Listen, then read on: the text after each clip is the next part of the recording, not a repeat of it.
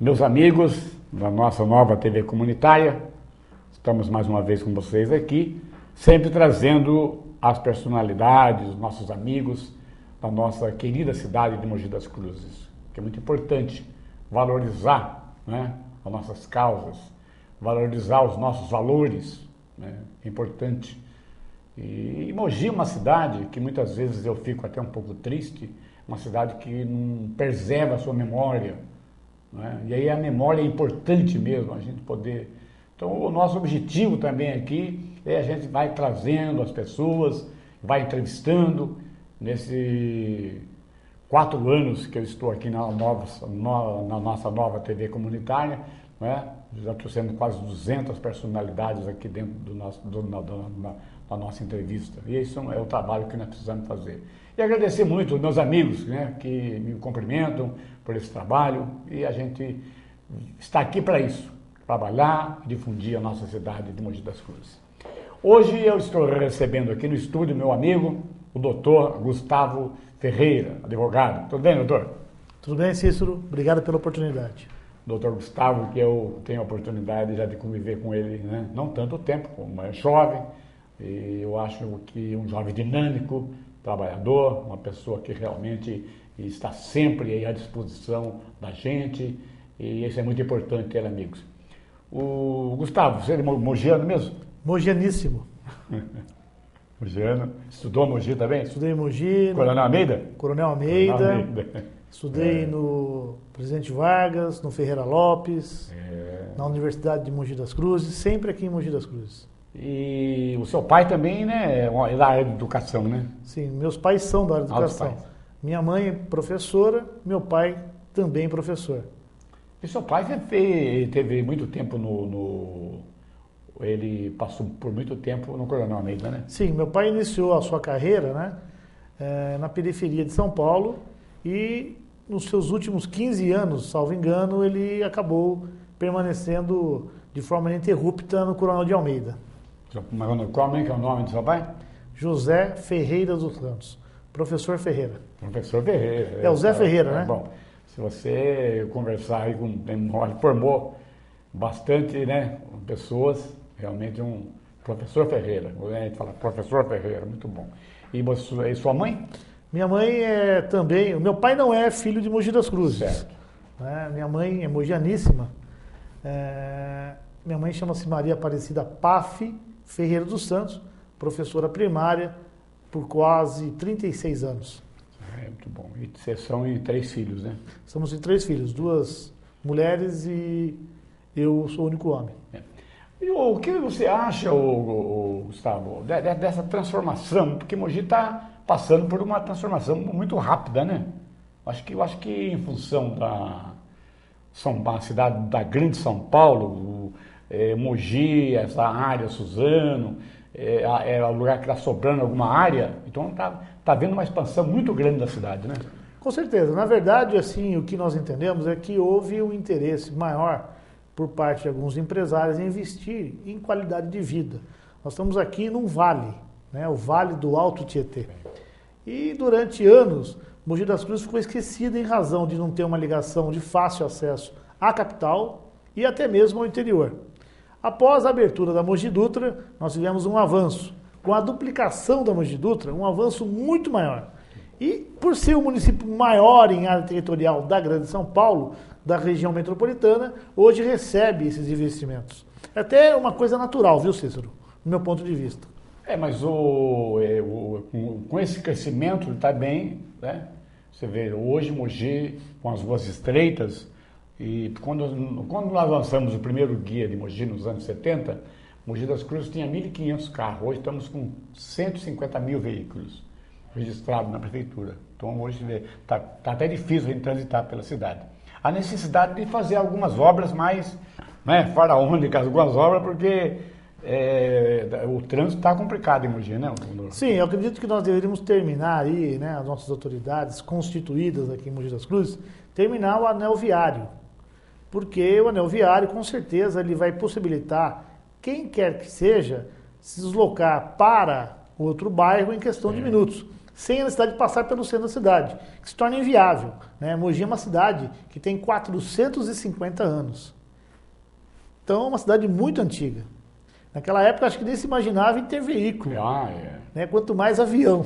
Parece que o primeiro, outro dia entrevistei aqui o Oswaldo Nagal, e parece que o primeiro caminhão a chegar em Mogi foi em 1928. Chegou o primeiro caminhãozinho com roda de madeira, né? Com rodinha de madeira, então você vê. E hoje a cidade foi feita realmente para carroça, né? Sim. Foi feita para carroça.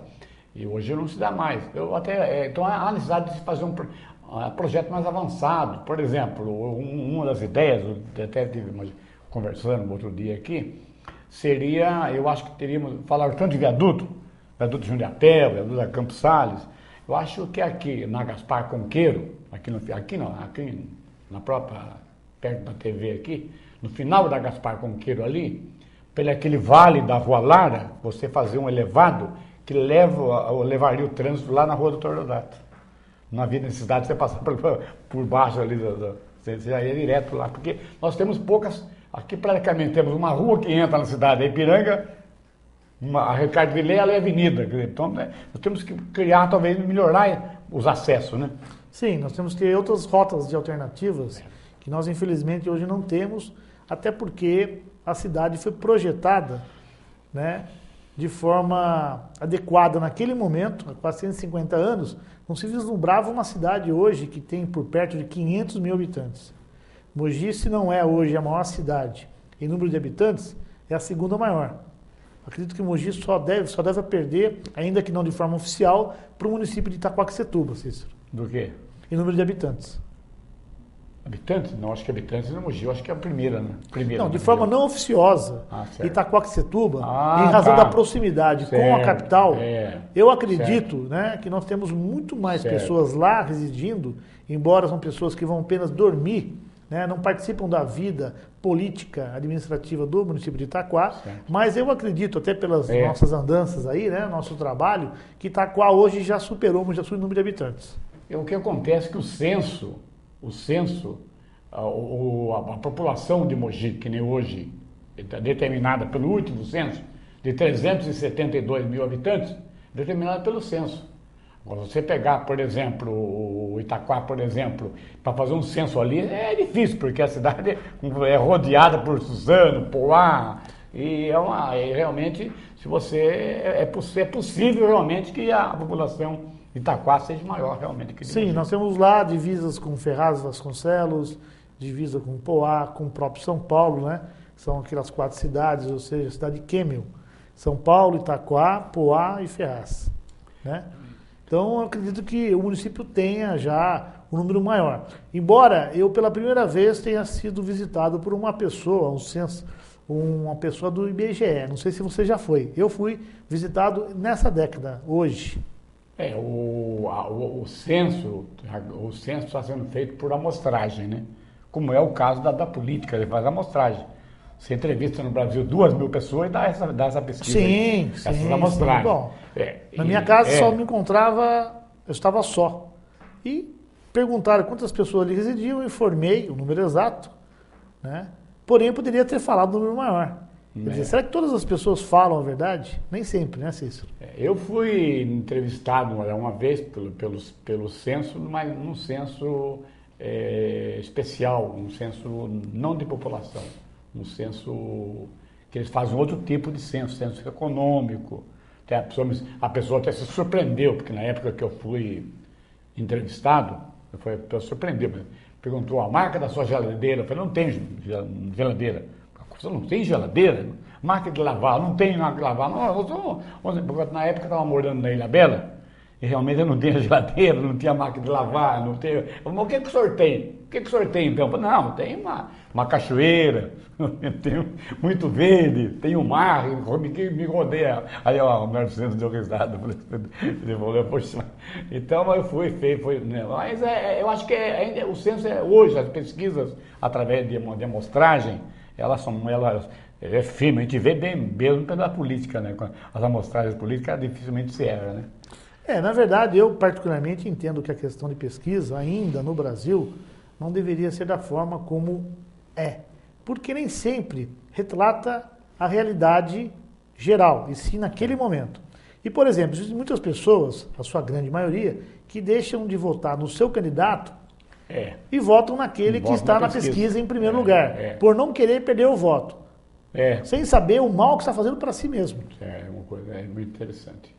Mas nós vamos para um pequeno intervalo, e também aí com a participação do Dr. Epaminondas Nogueira, e voltamos logo em seguida para continuar aqui a nossa entrevista com o meu amigo advogado Gustavo Ferreira.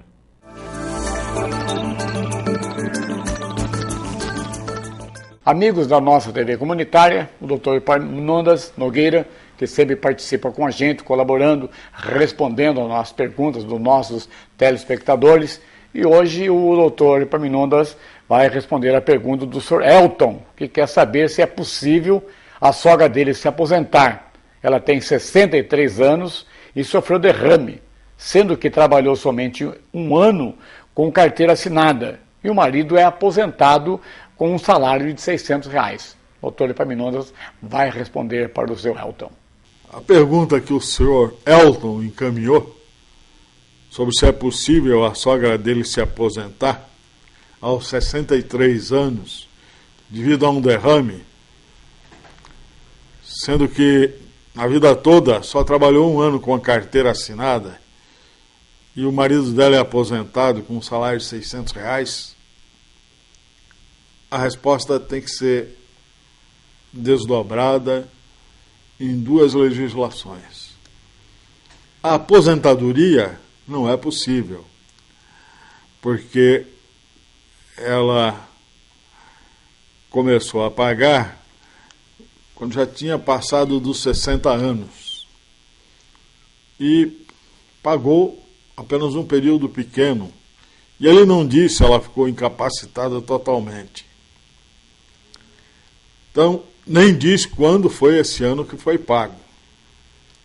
De modo que, presumo, pela legislação do INSS, que é a Lei 82.13 de 91, ela não teria direito. Ele acrescenta que o marido é aposentado com um salário de R$600.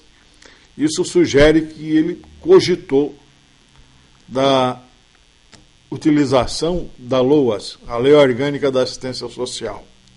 E pela Lei Orgânica da Assistência Social, ela também não teria direito, porque o grupo familiar ao qual ela pertence recebe mais que um salário mínimo. Então, infelizmente, a sogra do seu Elton não vai ganhar dinheiro do INSS. Muito obrigado.